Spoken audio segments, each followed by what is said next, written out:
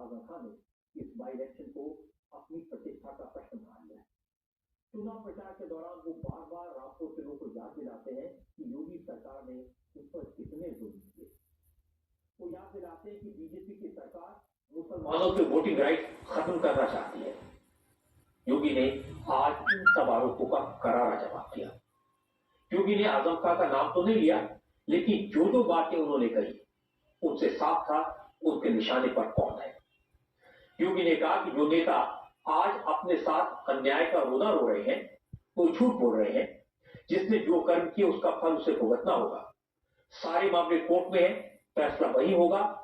इसके साथ योगी ने आजम खान को सलाह दी, अगर पावर में रहते हुए उन्होंने अपनी जबान पर काबू रखा होता, जमीन और मकानों पर कब्जा नहीं किया होता, अपने कारनामों के लिए जनता से माफी मांगी होती, तो शायद जनता उन्हें माफ कर देती। लेकिन वो अभी तक नहीं सुधरे, लेकिन वक्त सबको सुधार देता है। मुझे आज आप सबके सामने बताने में कोई संकोच नहीं कि जो समाजवादी पार्टी के एक नेता लगातार आपके बीच में आकर के कह रहे हैं कि उनके साथ अन्याय हुआ है, मुझे लगता है इससे ज्यादा गुमराह करने वाला दूसरा वक्तव्य हो ही नहीं सकता। व्यक्ति के कारनामे उसको उसके कार्यों की सजा देती है। जिसने जो किया होगा वो फल भी भोगेगा। मामले न्यायालय में है, मेरिट के आधार पर न्यायालय निर्णय ले रही है, तो उसमें सरकार और पार्टी को दोषारोपण करने का कोई मतलब नहीं होता है। और मुझे तो कहूंगा मैं उनसे कि वे अपना स्वास्थ्य का ख्याल रखें। अनावश्यक रूप से क्यों बेकार जनता के सामने आकर के जनता को क्यों अनावश्यक रूप से, अगर ये संवेदनशीलता सरकार में मंत्री रहते हुए उन्होंने दिखाई होती, यहां के ईमानदारी से विकास में रुचि नहीं होती, यहां के प्रतिष्ठानों पर कब्जा करवाने की बजाय यहां के प्रतिष्ठानों के संरक्षण करने का दायित्व अपने ऊपर लेकर के बिना भेदभाव के हर नागरिक के सुख दुख में सहभागी बनकर के आगे बढ़े होते और अपनी जवान को भी नियंत्रित किए होते। तो मुझे लगता है कि बदजवानी व्यक्ति के लिए हमेशा दुर्गति का काम करती है। अपने कारनामों को कभी वे लोग दोषी नहीं ठहराते हैं। भाइयों बहनों, अगर अपने कारनामों को ये लोग दोषी ठहरा करके जनता के सामने माफी मांगते, हो सकता है जनता जनार्दन उनके रहम करती। और कन्नौज में भी यही किया था। चुनाव हारना है तो उनको आगे कर देते हैं। योगी चोट वहां करते हैं जब सबसे ज्यादा दर्द होता है। पिछली बार योगी जब मैनपुर में आए थे तो उन्होंने शिवपाल यादव को ऐसा पेंडुलम कहा था जो कभी बीजेपी और कभी समाजवादी पार्टी के बीच घुसा रहता है। और अखिलेश यादव अब तक उसी का जवाब देने में लगे हैं। अखिलेश ने आज फिर कहा, शिवपाल यादव ने सियासत नेताजी से सीखी है, कब कहां कैसे चूट करेंगे इसका अंदाजा बीजेपी को भी नहीं होगा। बीजेपी वाले जानते हैं कि वो हार गए, तभी आपने इनके भाषण सुने होंगे। आप तो गांव के रहने वाले लोग हैं, ये सब चीज यहाँ पे बताइए सत्याग्रह कौन है।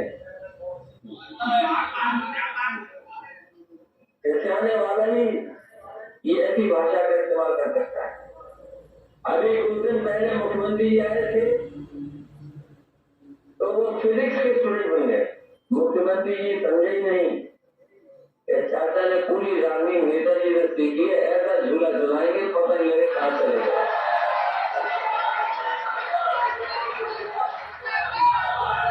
और क्या कर रहे हैं, बोले सिक्योरिटी वापस दे, सिक्योरिटी। ये बताओ नेता चाचा को कौन सी सिक्योरिटी की जरूरत, चाचा खुद ही शिक्षा में तरजीह देंगे।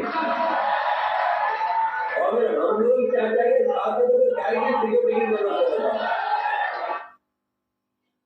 अखिलेश यादव अब बिहार रैली में रिपोर्ट में सत्येंद्र जैन का बड़ा खुलासा, अपने पद का गलत इस्तेमाल करके जेल के 5 कैदियों की करवाई सेवा।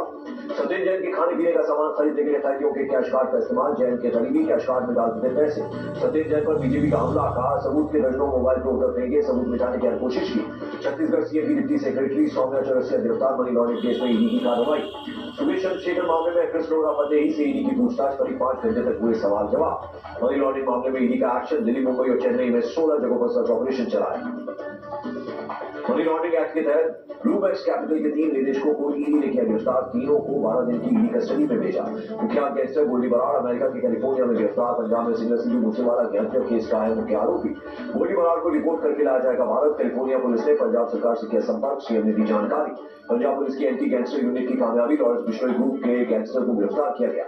नौसेना दिवस की तैयारियों में जुटे नेवी के जवान। पहली बार दिल्ली के बाहर विशाखापट्टनम में मनाया जाएगा नेवी डे। एयर इंडिया ने फिर से शुरू की बेंगलुरु से सैन फ्रांसिस्को की सीधी उड़ान। भारत से अमेरिका जुड़ी 37 सीधी फ्लाइट्स। लुधियाना कोर्ट ब्लास्ट का आरोपी हरप्रीत सिंह गिरफ्तार। मलेशिया से वापसी के बाद किसी भी कीमत पर योग कक्षाओं को नहीं होने देंगे बंद। एमसीडी चुनाव वाले दिन सुबह 4 बजे से शुरू होगी दिल्ली मेट्रो। 4 दिसंबर को सभी लाइनों पर 30 मिनट की गैप से चलेंगी। सुबह 6 बजे से फिर नॉर्मल टाइम। भारत को G20 की अध्यक्षता मिलने पर बोले अमेरिकी राष्ट्रपति जो बाइडेन। पीएम मोदी के साथ मिलकर एजेंडा पर करेंगे काम। कोलकाता में बोली बांग्लादेश की शिक्षा मंत्री।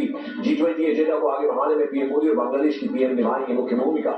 मुंबई में रक्षा शिपयार्ड पर हुई रक्षा मंत्रालय के सलाहकार समिति की बैठक। राजनाथ सिंह ने की अध्यक्षता। डिफेंस मिनिस्टर राजनाथ सिंह ने डिफेंस शिपयार्ड की भूमिका को सराहा। डिफेंस शिपयार्ड को आत्मनिर्भर भारत की बेहतरीन उदाहरण बताया। तमिलनाडु में डॉक्टर आम्बेडकर लॉ यूनिवर्सिटी का दीक्षांत समारोह। केंद्रीय कानून मंत्री बोले कानूनी काम क्षेत्रीय भाषाओं में होना जरूरी। केंद्रीय राज्य मंत्री राजीव चंद्रशेखर का बयान। Digital personal data protection bill पर स्टेक होल्डर दिखा रहे हैं रुचि। कांग्रेस नेता जयराम रमेश ने बीजेपी पर साधा निशाना का। ध्रुवीकरण को बढ़ावा देने के लिए यूसीसी का मुद्दा उठाया जाता है। हरियाणा में यूनिफॉर्म सिविल कोड को लागू करने पर विचार। हरियाणा के मंत्री अनिल विज का बयान। उत्तराखंड में अवैध धर्मांतरण पर कानून को किया गया सख्त। स्वामी अवधेशानंद गिरी ने महाराज ने सीएम धामी का शुक्रिया किया। संतों ने सीएम धामी के फैसले को बताया ऐतिहासिक। कहा देश हित में दूसरे राज्यों को भी लाना चाहिए कानून। महाराष्ट्र के गवर्नर को काले झंडे दिखाने वाला मामला। स्वराज्य ऑर्गेनाइजेशन के कुछ लोगों को पुणे पुलिस ने किया गिरफ्तार। कर्नाटक वक्फ बोर्ड मुस्लिम लड़कियों के लिए बनाएगा 10 कॉलेज। AIUDF चीफ की मांग। इन कॉलेजों में हिंदू लड़कियों को भी मिले शिक्षा। बदरुद्दीन अजमल का बयान। हिंदुओं को मुस्लिमों का फॉर्मूला अपनाना चाहिए। 18 साल में करनी चाहिए शादी।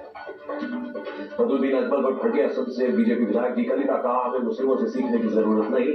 विधायक डी कलिता ने कहा भगवान राम और देवी सीता की भूमि है भारत। यहाँ बांग्लादेशियों की कोई जगह नहीं है। सुप्रीम कोर्ट का तमिलनाडु सरकार को आदेश। सरकारी मेडिकल कॉलेज में सुपर स्पेशलिटी सीटों का 50% सीट NEET क्वालिफाइड कैंडिडेट्स को दे। मद्रास हाईकोर्ट की मदुरई बेंच का तमिलनाडु सरकार को आदेश। मंदिरों के अंदर मोबाइल फोन पर प्रतिबंध हो। आफ्ताब